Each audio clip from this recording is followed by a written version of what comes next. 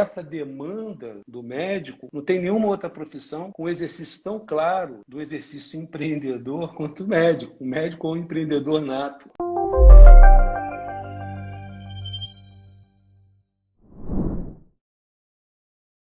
É a visão da massa, nem sempre a visão límpida, clara e correta. Você acabou de dar um exemplo. Quando a gente pensa no médico, eu falo a gente como população, como massa, só vê o lado bom daquilo. O médico não fica desempregado, o médico... Agora, quando você vai ver o investimento que o médico faz para se formar, não só um investimento econômico, em várias situações passa de 1 milhão para você ter um médico formado, mas o investimento de tempo, de desgaste, de dedicação, de entrega a uma profissão que é muito desgastante, nobre, que tem ali por detrás o sonho do médico para realizar isso. Então, a população só vê esse outro aspecto e não consegue enxergar o investimento que o médico faz. Então, isso é muito interessante, porque da mesma forma, quando a gente olha para o médico nesse posicionamento, o que a gente percebe é que ele vai na onda, no movimento que já vem sendo feito há décadas. E ele não consegue, muitas vezes, e aí eu acho, aí por isso que eu vejo a importância do trabalho do CVM, olhar além disso, olhar além a massa médica vem fazendo, ou seja, olhar essa oportunidade que está bem clara. Quando a gente falou agora de atendimento de consulta particular, por exemplo, para mim é claro que o SUS não atende, que os convênios estão restringindo. É só,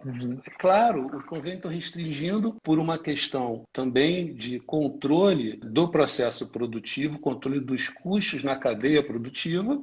E mesmo que o médico queira, hoje, em muitas situações, o convênio pode ser um alavancador, em vários momentos, se a estratégia for bem utilizada pelo médico, se ele souber entrar e souber sair, souber para que ele está ali, isso é uma coisa vencedora, mas não se enxerga dessa maneira. Eu só vou dar um exemplo aqui, eu estou comentando do convênio, eu tenho o privilégio lá na DOC, primeiro de ter uma equipe fantástica que me acompanha, que está com a gente esse tempo todo. E também da gente ter uma publicação que é a revista DOC, publicação que está indo agora para o 14º ano e que só fala de carreira médica e gestão e saúde. Então, uma publicação dedicada 100% ao tema. E aí eu tenho o privilégio de primeiro lidar com mentores fantásticos, produzindo conteúdos importantíssimos da classe médica e também visitar cases, né, que me inspiram também. Um tempo atrás eu vi um case muito interessante de uma dermato que atendia numa rede privada, nas condições que você mencionou, condições, muitos pacientes por dia, né, um volume de atendimento alto, uma remuneração não compatível com a qualidade dela. E aí, quando a gente...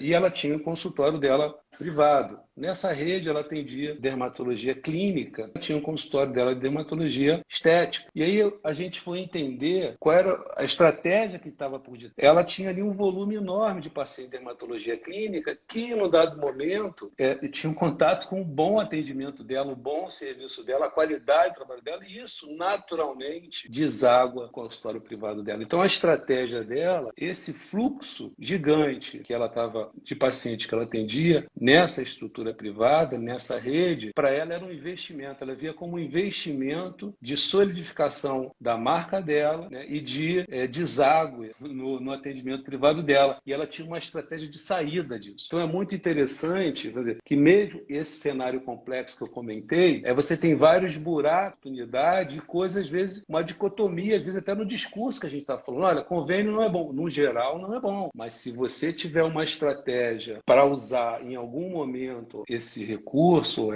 essa iniciativa, isso pode ser uma estratégia vencedora também. Sim, a gente tem alunos, por exemplo, dermatologistas, ortopedistas, até dermatos também que fazem exatamente isso, essa alavancagem, né? E aí, quando eles colocam na ponta do lápis o valor da consulta com exames, procedimentos, e aí o valor da hora, torno por hora trabalhada, é interessante para eles. E aí eles conseguem, por ser dono, né, do consultório, eles conseguem até espaçar o tempo de consulta, conseguem melhorar a qualidade. Depois de fazer o CVM, óbvio, melhora também ali a consulta, pós-consulta, né? Estrutura ali melhor os POPs da secretária. E a gente tem cada vez mais falado isso, tá, Renato? Eu sei que você conhece um pouco do nosso trabalho, mas eu faço questão de reforçar aqui, não só para você, mas para as 50 pessoas que estão ao vivo, que a gente não fica nesse eu contra eles ou nós contra eles. A gente é só a favor da boa medicina. E ela deve ser exercida, e isso é uma coisa que a gente não deve se afastar. Seja você médico do SUS, atendendo plano, clínica popular, não importa. Se você você não se afastar disso,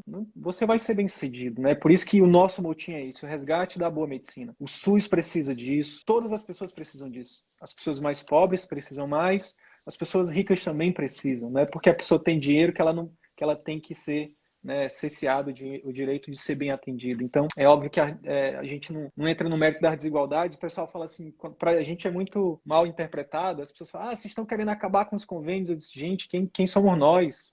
Nós somos uma iniciativa pequena. Vocês são contra o SUS, pelo amor de Deus, quem é que é em sã consciência vai ser contra o SUS, o maior e melhor plano de saúde do mundo. Alguém tem que ser a favor da boa medicina. E é assim que a gente se posiciona. Qualquer outra interpretação é ideológica. A gente cada vez menos se importa com isso enfim.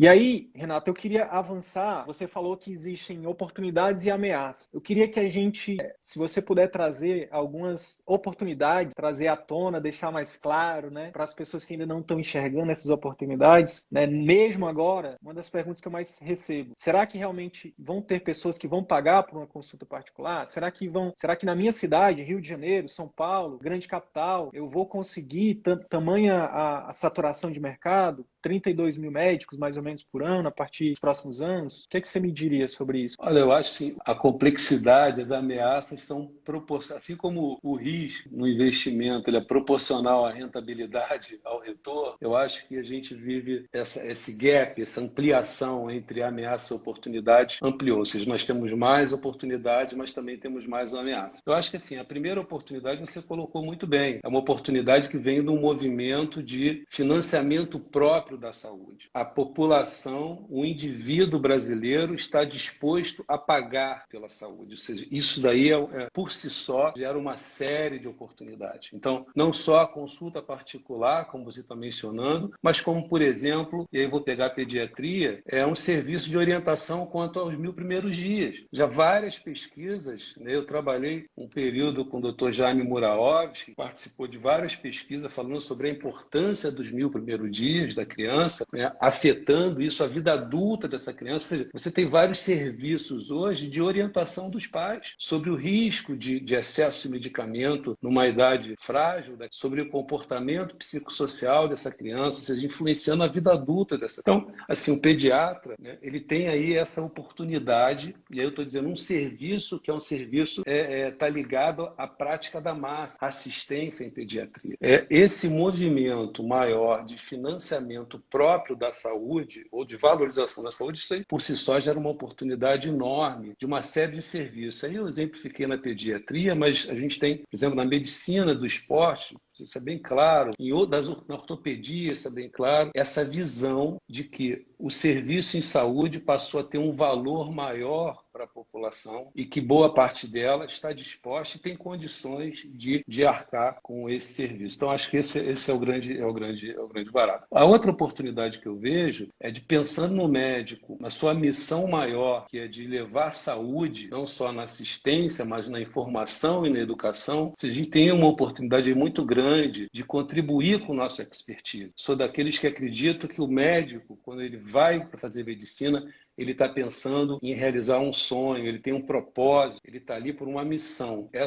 Realizar essa missão ficou mais fácil com o acesso às redes de comunicação, redes sociais, etc. Então, isso é uma outra grande oportunidade, faz com que o médico possa realizar a sua missão, o seu sonho. Quais são as ameaças que eu vejo aí nesse contexto como um todo? A primeira grande ameaça, ela vai de um pensamento imediatista do médico. A gente entendendo que a carreira médica é longa, você demora a se formar, mas você atua por um período muito mais longo do que as outras profissões. Então, a carreira médica é longa e a gestão ou o controle sobre a sua carreira na medicina é maior do que nas outras profissões como um todo. Você já sai quase que um microempresário, já sai lidando com conselhos, com clientes que são pacientes. Às vezes você tem um consultório, advogado, contador, recepcionista e secretário, ou seja, essa demanda do médico não tem nenhuma outra profissão com exercício tão claro do exercício empreendedor quanto o médico. O médico é um empreendedor nato.